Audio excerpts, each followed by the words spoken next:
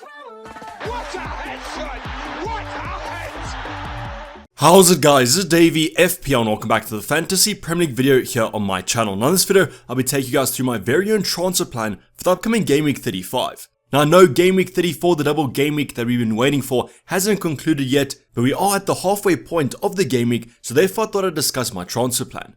Now obviously, if there are injuries in the upcoming games tonight, tomorrow night, that sort of thing, I'll adjust my transfer plan towards that, so let's hope nothing big does happen.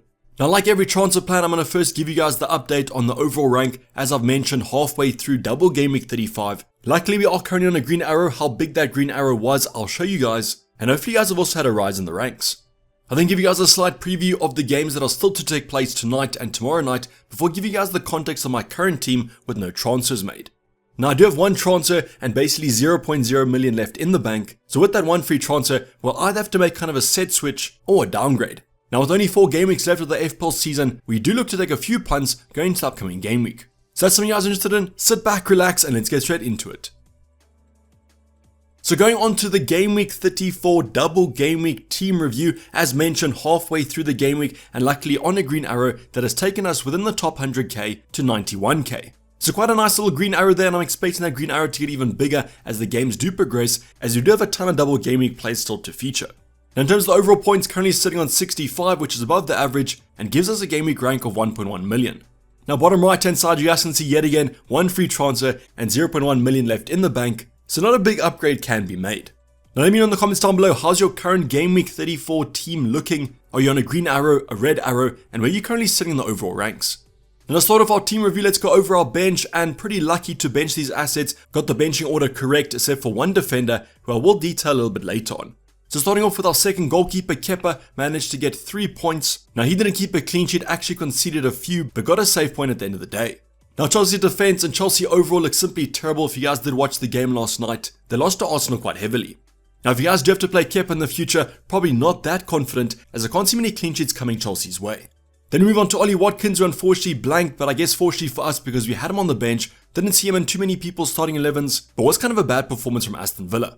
Now I read somewhere that he got 0 touches in the penalty box, which is simply outstanding, especially with the way that Aston Villa have been playing pretty well recently. Now we go on to the only player that basically got points on our bench. It was going to be Botman, who got an assist in the Newcastle game. Now Newcastle's clean sheet was wiped out, and I guess I was a bit unlucky if you guys did choose to not use the free hit or didn't take hits for defenders, because chances are you probably had a double up in that Newcastle defense. So 5 points, better than kind of 5 points plus a clean sheet, as then we would have been looking at a haul on our bench. Then finally Greenwood, who was a transfer in for this week, simply a downgrade from Harry Kane. I needed the funds to upgrade my midfield department, and I'll show that later on. Now he's not even featuring at the current moment, so if you guys do have to rely on him, I wouldn't, as he only got 0 points. But now moving on to our starting 11, as you guys can see, Edison is actually underperforming Kepa at the current moment, only a 1 point appearance after Man City conceded, and he also got a yellow card. Now I'm really tired of Edison kind of conceding one shot on target, which is exactly what happened against Fulham. 1 shot on target, 1 goal conceded, and the XG from Fulham was almost non-existent. But I guess it is how it is at the end of the day, and against West Ham at home, hopefully he keeps a clean sheet, as there have been rumours about West Ham potentially rotating a few assets. So we'll be seeing tonight if Edison can finally keep us a clean sheet, and I just hope that he outperforms Kepa, to be honest. Now moving on to our backline, and the only single game week player that we featured in our team was going to be Kieran Trippier. Now you guys can see Botman versus Trippier, obviously Botman outscoring him, but who would have predicted that Botman got an assist? And if you guys look at the stats, Kieran Trippier's XA was simply outstanding. So a few game weeks have gone, the stats are looking strong, but Trippier simply isn't getting the FPL points, but I'd be patient as I do think a haul's coming up, although the Newcastle fixtures don't look that great. But double game week 36 is what we're all holding on for, so let's hope he gets a massive score in that game week. We then have Luke Shaw actually got a clean sheet, so repaying the patience of actually keeping hold of him. I was just happy that they finally kept a clean sheet with him in the team, as you guys know, has been injured for the past couple of game weeks, and United have had a run of defensive form. Now he has Brighton coming up next, but I'm not expecting too much out of that game. Him at centre back doesn't get that forward, and I do expect Brighton to score. Talking about Brighton, Estupiñán's going to be our other asset who managed to get us some points. 9 points in total, massive kind of haul from Brighton assets. Luckily we did get some points because the midfielders didn't get any in that massive win against Wolves. Now he has United up next. I'm not expecting a clean sheet on the cards there, and because I own 2 United attackers, almost hoping that Brighton don't keep one. Then our final defender to talk about is going to be Trent Alexander-Arnold, a player that we transferred in for this week. It was between Trent and Jota. Quite happy that I went with Trent after the recent Jota injury news, which might keep him out of the second game. Now that Fulham at home game does look quite appealing, as I do expect Fulham to be on the beach, but like we saw against Man City, hopefully Trent doesn't concede one shot. Now in the first game, Liverpool did lose the clean sheet, but Trent did get an assist, and what an assist it was. Now moving on to midfield department, and we've got two double ups. The first double up is going to be the United double up of Bruno Fernandes and Rashford, who both returned us points. Now if you guys did watch the game, it was a Rashford assist and a Bruno Fernandes goal, kind of the perfect recipe for our team. Now Bruno finally got us that double-digit return, got us the 3 bonus points, taking him to 11, and then Rashford got 6. Now United overall had a pretty good game against Aston Villa. Wasn't the most high-scoring one, but at least our attackers did get us some points. Now in terms of the second fixture against Brighton, don't really consider Brighton to be the best defense, but they can put up some good defensive stats, but I do hope that Bruno and Rashford get us some attacking returns. Then our next double up is going to be Matoma and March playing against Bruno and Rashford. Now in terms of the first game, was a complete disaster. Brighton ended up scoring 6 goals. Matoma and March were involved in none of them, and Solly March started the game but got subbed off in the 59th minute. Now Matoma came off the bench but didn't get any returns, and that's going to leave them both on 1 point. So what are the odds? The game that Brighton ended up winning 6-0, we don't own any of their attackers, or at least attackers that got us points. It's almost criminal. But I do just hope that the rotation was for the previous game, not for the United game, and I am hoping that Matoma and March start the fixture. Now there's a slight concern with these Brighton assets with the rotation that went in for that Wolves game, because they played well. Under the new manager, you might see this as these options need to play more minutes, and therefore from now to the end of the season, we might see reduced minutes for our assets. But I guess time will tell. Tomorrow when they do face United, if they are rotated, that's going to leave me in quite a situation. And the final asset in our midfield department is going to be Mo Salah, the Egyptian king, scored a penalty. Luckily he scored the penalty, as he has missed the previous 2, and that's going to take him to 7 points. Now Liverpool did narrowly win that fixture, but they did score 4 goals, and it was quite surprising to see Salah only getting 1 return. But I guess against Fulham, all you captainers, I'd be pretty confident, as I do expect Liverpool to continue this good form they're in. Then the final asset to go over was our captain Erling Haaland. Managed to score a penalty pretty early into that Man City game. Nothing afterwards though, but he did finish on some bonus points, which took him to 8 double to 16. Now currently our highest scoring option in terms of Mo Salah and Haaland, but I do expect some potential rotation in the next fixture, but still pretty confident that Haaland will be our best captain. Now if you guys do want some kind of insight into the transfers, I did a -4. It was Saka out, it was Rico Henry out from Brentford, and then finally it was the Kane downgrade to Greenwood. That would allow the Trent in and Mo Salah in, and as mentioned, happy I went with Trent after the recent news about Jota. A knock kept him from starting the first game, a knock potentially keeping out for the second game. That's quite unlucky for you buyers. But as mentioned earlier on, let me know how your guys' double game week 34 is currently going. The halfway points are a nice reflection point, and how many double game week players do you still have to feature? You can see from our own team, 10 out of the 11 have a double game week, so hopefully that green arrow gets even bigger. Now before we go on to the actual transfer plan, I want to give you guys some context of what I'm currently dealing with 0 transfers made. So I'll be going through player by player, potentially why I'm going to keep them, their fixtures, are it a good fixture, is it a bad fixture, and who could I actually transfer out.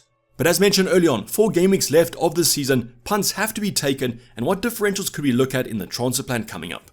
I'm going to start off on our bench because in my opinion, the bench kind of picks itself this game week. I've got Kep against Bournemouth away, Bournemouth currently attacking pretty well, and Chelsea, as you guys know, are simply terrible. Then have Kieran Trippier and Botman as the double up of that Newcastle defense, obviously going nowhere with the upcoming double game week in mind, but they have a tough game against Arsenal, but it is at home. Then finally have Greenwood, even if he was going to feature, wouldn't play him because he has Man City away, which is a super tough game. Now starting off with our goalkeeper between the sticks in the starting 11, it's going to be Edison against Leeds at home. Now between Kep and Edison, for me it's kind of a no-brainer. I expect Bournemouth to score, Leeds might score, but I do think that Edison has a high chance of a clean sheet, and that's why I'm going to be going for him. I know what you probably all are saying, Edison's going to concede 1 shot on target. I do agree with you, but I think the chance of him potentially saving that shot is slightly higher than Kepa.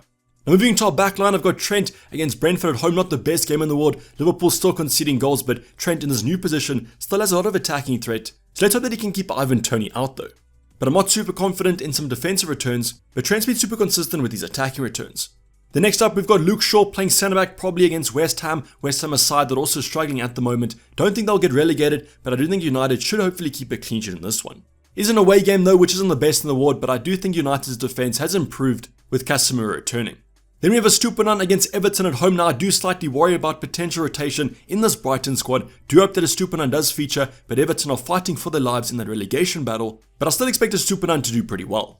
Then moving into our forward department, we've got Bruno Fernandes and Rashford against West Ham away. Good game on paper in my opinion. United still looking to kind of solidify that top 4 spot. And West Ham, as mentioned with Luke Shaw, on in the best of form.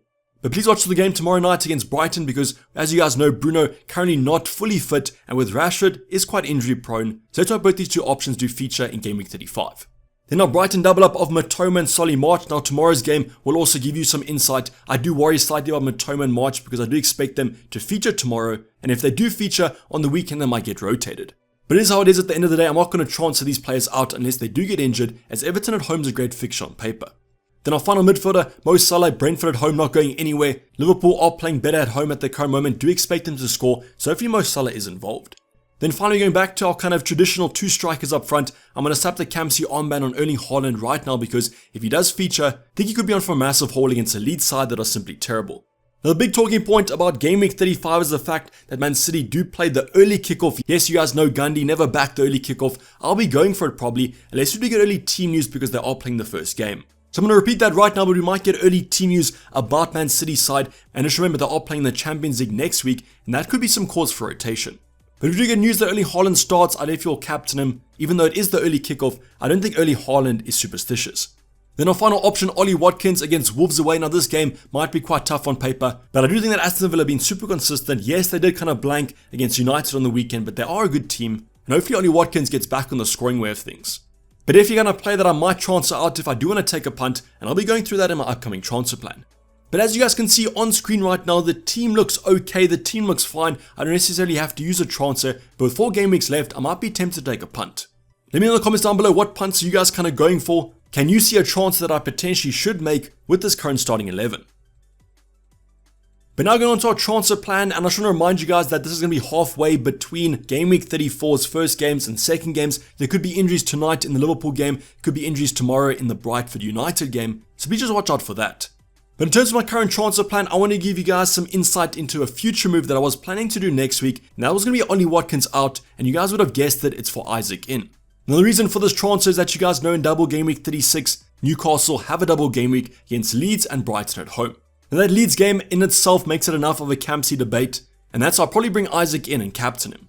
Now the one thing I want to talk to you guys about is bringing this move 1 game week forward, so I'll be going for the Arsenal at home game. Not the best game on paper, I know, but with Gabriel's injury last night, I do think Newcastle could do quite well in this one. So this move would be Ollie Watkins out for Isaac a game week early, and it's kind of between Wolves away and Arsenal at home. So what do you guys think is a better fixture on paper? Would you keep Ollie Watkins? Would you take Isaac in this week? Because that's the current dilemma.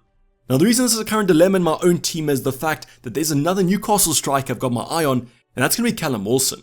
Now at the current moment I do favour Callum Wilson over an Isaac if they do play the same minutes, but there is some concern about Callum Wilson and his injury proneness. So that's why this move makes sense to kind of prolong it another week. We can get insight into maybe who starts the Leeds game. Whoever starts that game I'll probably bring in and captain because that's the better fixture out of the two.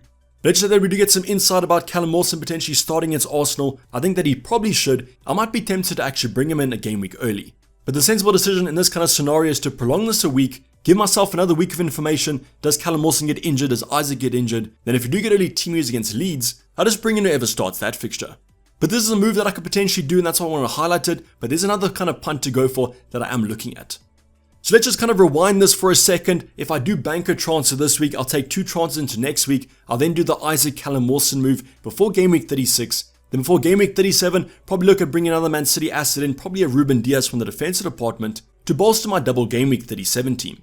Then come game week 38, the final game week of the season, 2 free transfers, can take 1 or 2 punts there, and that could be quite valuable.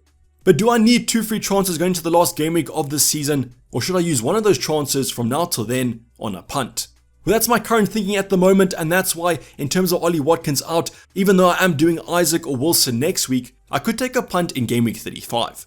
Now that punt is going to be Alvarez from Man City at the current moment. I know, just scored a few goals, got a few points in game week 34, and if he does start tonight with KDB's injury, he might even be a better asset. But what I do worry about slightly is if KDB does come back to training either today, tomorrow, I do think Pep will give him some minutes in the fixture in game week 35 in preparation for the Champions League next midweek. So that could mean that Alvarez is benched, but luckily enough, you guys do remember, they play the first game of this game week, and therefore we might get some early team news. So if we do get some early team news, then maybe Alvarez starts, maybe Erling Haaland's benched, I could captain Alvarez, that's an even better asset, or if he simply starts with Erling Haaland, I can bring him in for Ollie Watkins. I just believe that Leeds game is going to be simply outstanding, they're going to score a few goals against them, and I think that Alvarez is an absolute baller. So what this transfer will allow me to do is only take 1 transfer into the last game week of the season, game week 38, but in my opinion this might be a punt to actually look at. So just a reminder about the transfer plan. This week, Ollie Watkins to Alvarez. Next week, probably Alvarez to either Isaac or Callum Wilson. The game week after that, probably Ruben Diaz in, as you only own 2 Man City assets then. And then game week 38, we can simply go for a 1 week punt. So let me know what you guys think about this transfer plan. Obviously very dependent on early team use. If we do get it, if we don't, who kind of knows. But this move could actually be worth going for on a punt. So let me know what your thoughts are on this Alvarez move. Let me know your thoughts on Callum Wilson versus Isaac. Who are you guys currently going for? And overall, what's your transfer plan for game week 35? That's basically everything, guys. Hope you did enjoy it. Please like if you didn't subscribe if you haven't subscribed yet. I'll be seeing you guys for more content coming up this week. So make sure that bell notification has been turned on. And good luck for the rest of the double game week 34 fixtures. I'm signing off. Dayvy FPL and I'm out. Cheers. Bye.